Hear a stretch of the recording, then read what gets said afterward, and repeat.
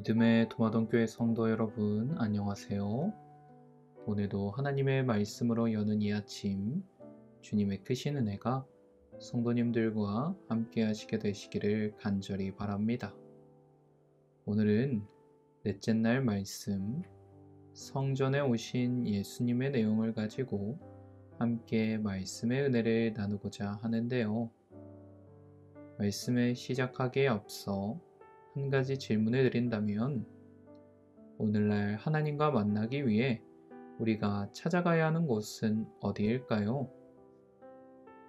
어찌 보면 대답하기 참 쉬운 질문인데요. 매주 화요일과 금요일, 그리고 안식일에 하나님과 만나 예배드리기 위해 우리는 교회에 나아갑니다. 그렇다면 예전에 이스라엘 백성들은 어디로 갔을까요? 바로 성전으로 나아갔습니다.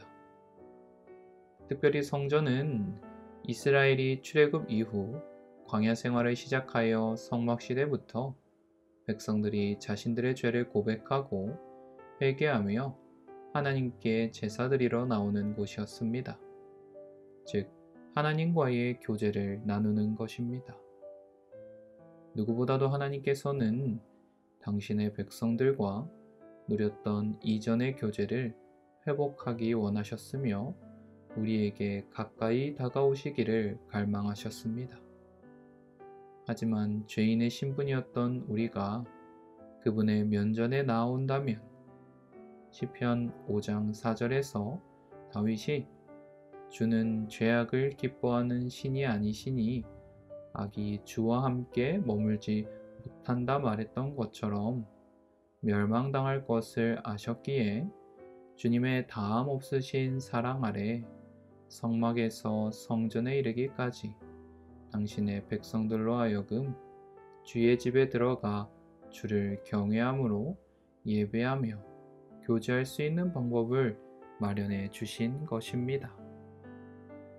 하지만 안타깝게도 처음 솔로몬이 첫 번째 성전을 봉헌하였을 때에는 열왕기상 8장 10절로 11절에서도 나타나지만 제사장이 성소에서 나올 때에 구름이 여호와의 성전에 가득하매 제사장이 그 구름으로 말미암아 능히 서서 섬기지 못할 정도로 이스라엘 자손이 가나안으로 가는 길에 함께 하셨던 하나님의 임재인 셰키나의 영광이 성전에 가득하였었습니다.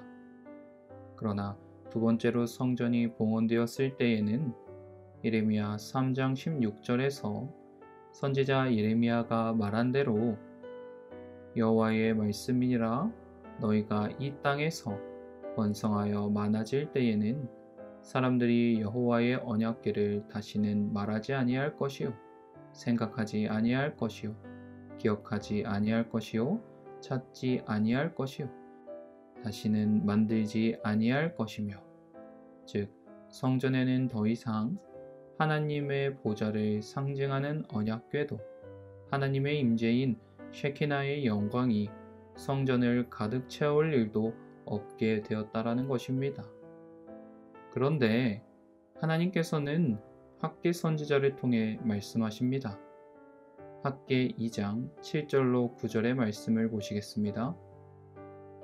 또한 모든 나라를 진동시킬 것이며 모든 나라의 보배가 이르리니 내가 이 성전에 영광이 충만하게 하리라.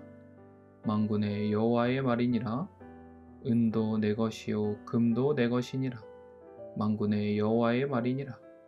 이 성전의 나중의 영광이 이전 영광보다 크리라. 만군의 여호와의 말이니라. 내가 이곳에 평강을 주리라. 만군의 여호와의 말이니라. 무슨 뜻입니까? 첫 번째 성전에 깃든 하나님의 영광보다 두 번째 성전의 영광이 더욱 클 것이라 말합니다. 그렇다면 궁금한 것은 하나님의 보좌를 상징하는 언약궤도, 그분의 임재가 더 이상 나타나지 않는 두 번째 성전에 어떻게 더 큰 영광이 나타난다고 말하는 것입니까? 학계 선지자의 예언의 의미에 대해 영감의 글은 이렇게 설명합니다.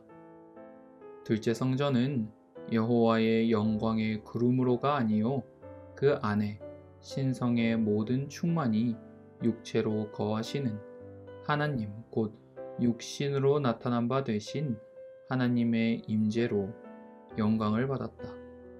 당신의 지상 봉사의 시기 동안 그리스도께서 몸소 임재하심으로 영광을 받은 이것 때문에 둘째 성전의 영광이 첫째 성전보다 우월하였다.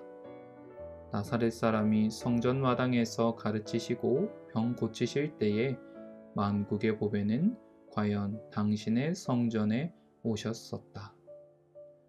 즉, 둘째 성전에 더욱 큰 영광의 빛이 가득할 것이라는 학계 선지자의 예언은 죄로 인해 망가지고 깨어져 버린 이 세상에 하늘 성소의 그 휘장 뒤에서부터 하나님의 아들께서 나아오셔서 인자로서 우리 중 한 사람이 되시고 우리와 함께 하셨기에 육신으로 나타난 바 되신 하나님의 임재로 영광을 받으신 예수님의 그 영광이 첫 번째 성전의 영광보다 더 우월하게 되었음을 보여주고 있는 것입니다.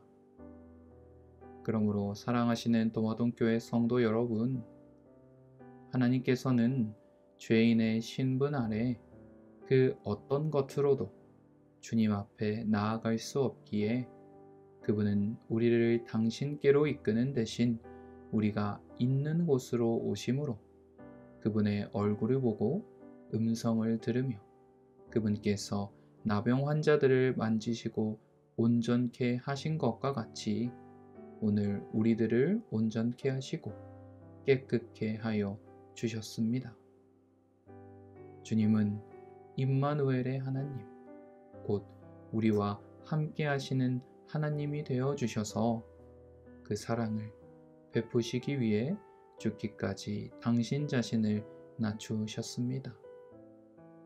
그러므로 간절히 소망하기는 주님의 그 위대하신 사랑과 헌신 앞에 깊이 감사하며 찾아오시는 주님, 그래서 함께 해주시는 주님을 더욱 사랑하고 그분과 온전히 동행하게 되시는 저와 모든 도마동교회 성도님들 되시기를 간절히 바라면서 오늘 말씀을 마치겠습니다. 이 시간 함께 기도하겠습니다. 먼저 첫 번째로 죽기까지 자신을 낮추어 우리를 찾아오신 예수님의 사랑을 기억하는 성도들 될 수 있도록 기도해 주시고요.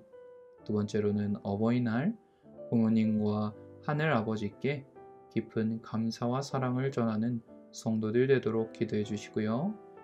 마지막으로 권득순 장로님의 친형 고 권항순님의 모든 장례 절차와 유가족분들을 위하여 함께 기도해 주시기를 바랍니다. 그럼 이 시간 제가 기도하겠습니다. 언제나 저희들을 사랑하여 주시는 하늘에 계신 하나님 아버지, 오늘도 귀한 말씀 가운데 하루를 시작할 수 있도록 인도하여 주심에 감사드립니다. 오늘은 휘장 뒤에서부터 나아오사 친히 우리 중에 한 사람이 되시고 깨어진 세상에 우리와 함께 하셨던 예수님의 귀한 사랑과 그 헌신을 연구하게 됩니다. 죄로 말미암아 어쩌면 주님 앞에 다시는 나아올 수 없는 우리들을 위해 성전으로 직접 나아오시며 우리 앞에 다가오신 그 은혜를 감사하며 우리의 모든 죄들을 고백하는 성도들 되게 하여 주시옵소서. 그래서 더욱 주님과 가까이 거하며 언제나 함께 하시는 임마누엘의 하나님과 동행함으로 죄의 속박에서 벗어나 온전한 주님의 백성으로 살아갈 수 있도록 인도하여 주시옵소서. 계속해서 바라기는 오늘은 특별히 어버이날로서 우리를 이 땅에서 창조하신 하나님의 사랑과 더불어 자식을 향한 부모님의 끝없는 헌신과 사랑을 기억할 수 있도록 인도하여 주시옵소서. 그래서 하나님의 자녀로서 계명 가운데 나타난 부모를 공경하라 하신 그 말씀대로 받은 사랑을 전하고 공경하며 헌신하는 사랑 넘치는 동화동교회 모든 성도들 될 수 있도록 주님 인도하여 주시옵소서. 마지막으로 권득순 장로님의 친형 되시는 고 권항수님의 장례 일정과 유가족분들을 위하여 주님 기도드립니다. 친형을 잃은 깊은 슬픔 가운데 있는 권득순 장로님과 유가족분들을 주님 위로하여 주시고 지켜주셔서 그분의 위로하심 아래 일어날 힘을 얻고 모든 장례 절차 또한 주님 인도하여 주사 잘 이루어질 수 있도록 함께하여 주시옵소서. 오늘 하루도 주님의 귀한 은혜 가운데 평안하고 복된 하루 보낼 수 있도록 인도하여 주시옵기만을 사랑이 많으신 예수님의 이름으로 간절히 기도드립니다. 아멘.